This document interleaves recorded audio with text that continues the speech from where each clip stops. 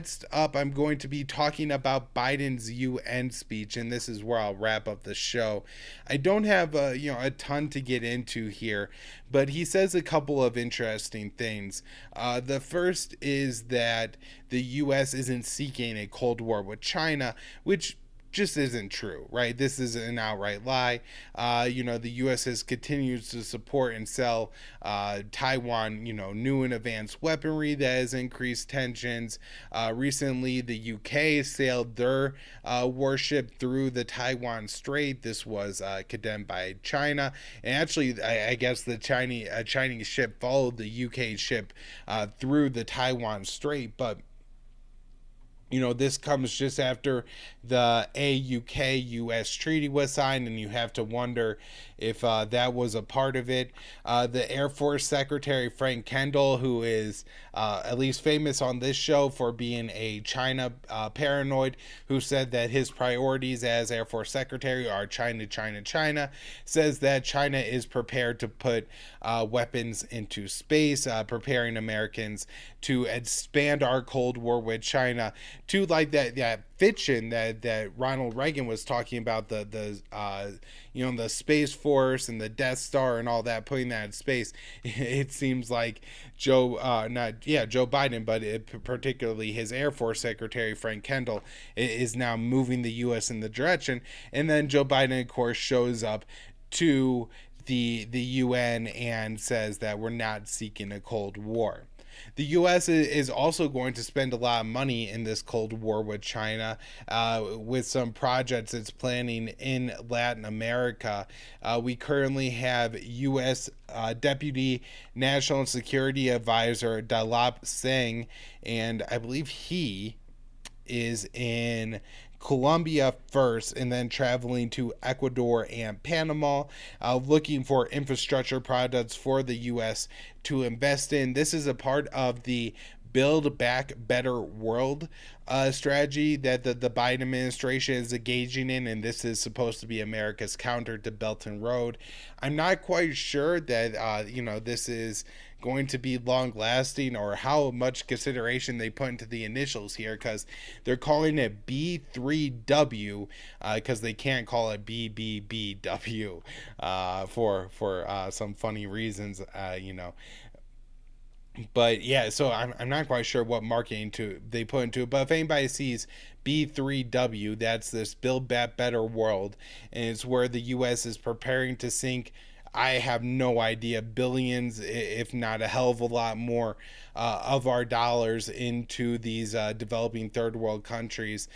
This report from Reuters notes that a formal U.S. B3W launch event is planned for early next year that will include details of some of the initial projects aimed at narrowing the $40 trillion needed by developing nations by 2035.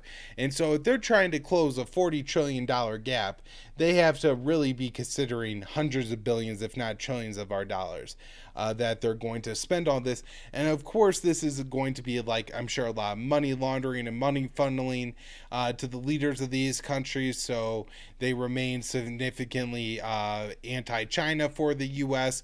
And then also there's going to be people in the U.S. who get their kids back and cuts from all these projects, but a lot of it is going to be in the name of countering China and continuing this new Cold War that the Biden administration has really kicked off,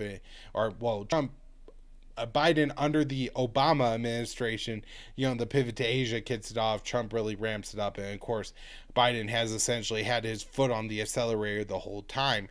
Now, one thing to note about this, and something maybe a little bit positive between the U.S. and China, although I don't want to make too big of a deal out of it, but the Huawei, which is a major Chinese tech company, their chief financial officer, Meng Wanzhou, has been held in Canada for, I think, nearly 3 years now, 2 years and 10 months, under charges of violating U.S. sanctions against Iran. And while she was under home confinement for part of that time, I think she actually served part of it in jail. She's finally been released, and it was under an agreement with the U.S. Justice Department where it has decided to defer the prosecution with Meng.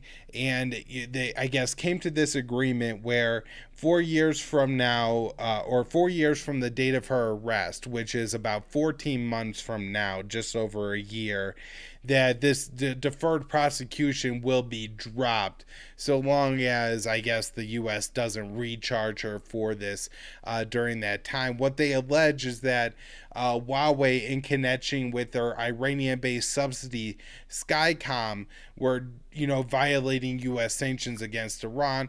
Of course, this is all ridiculous and not a real crime, and it was destroying in a I think largely done by the Trump administration, just vindictively against China in the middle of the trade war. They saw an opportunity. They got Canada to arrest this woman. It shows how, critical and how much Canada goes along with the U.S. empire. That's, something that I kind of took from this whole thing. But in the end, the U.S. wasn't able to maintain this. Now, one of the things that China did after Meng was arrested is they arrested what I guess if you're a Canadian, you would probably know as the two Michaels. It's Mike Sparver and Michael Corvin. And I gotta say, I don't know anything about these guys. They could be friends, they could not know each other at all. Could be a coincidence that both of their names are Michael entirely. But after Ming was arrested, they were arrested in China, and then they were finally released and allowed to leave after Ming returned to China. There were also two Americans who were not arrested in China, but were held there for the past about 3 years. They weren't allowed to leave, and so they were also allowed to go. All right, now the real big whopper from Biden's UN speech, and I'm gonna wrap up the show with this. Probably only gonna talk about for a couple minutes because everybody knows it's not true. But if I'm talking about the UN speech, I gotta do it. So I'll go ahead and play the clip. I stand here today for the first time in 20 years with the United States not at war. What? Mr. Biden, the U.S. isn't at war. Now, come on, you were just bombing Syria last week. The U.S. talked about carrying out anti-ISIS raids in Syria. You have Tulsi Gabbard, who just, she's at the duty. She says she just got back helping the U.S. fight Al-Qaeda from East to West Africa. Still U.S. troops in Iraq. You're helping the Saudis and, aiding the war in Syria. How are you going to say that the United States is not at war for the first time in 20 years? This was just a completely absurd statement. And, it was one of those things where you think maybe he missed the word in Afghanistan or something like that. But he goes on to make it clear that no, he actually says that the U.S. is not at war, which is just completely untrue. And, of course, I'm sure is insulting and infuriating to the millions of people, across Africa and the Middle East who are currently suffering under U.S. warfare.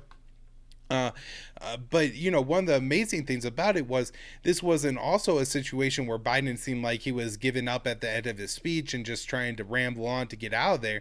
He was pretty fiery at this point, given one of the better speeches that I've actually seen Biden give, just from not from like an I agree with it perspective, but from he sounds convincing and like a political leader. And and so this was absolutely shocking to me. You have to wonder, just how much the Biden administration is willing to lie right to the faces of the American people at this point. And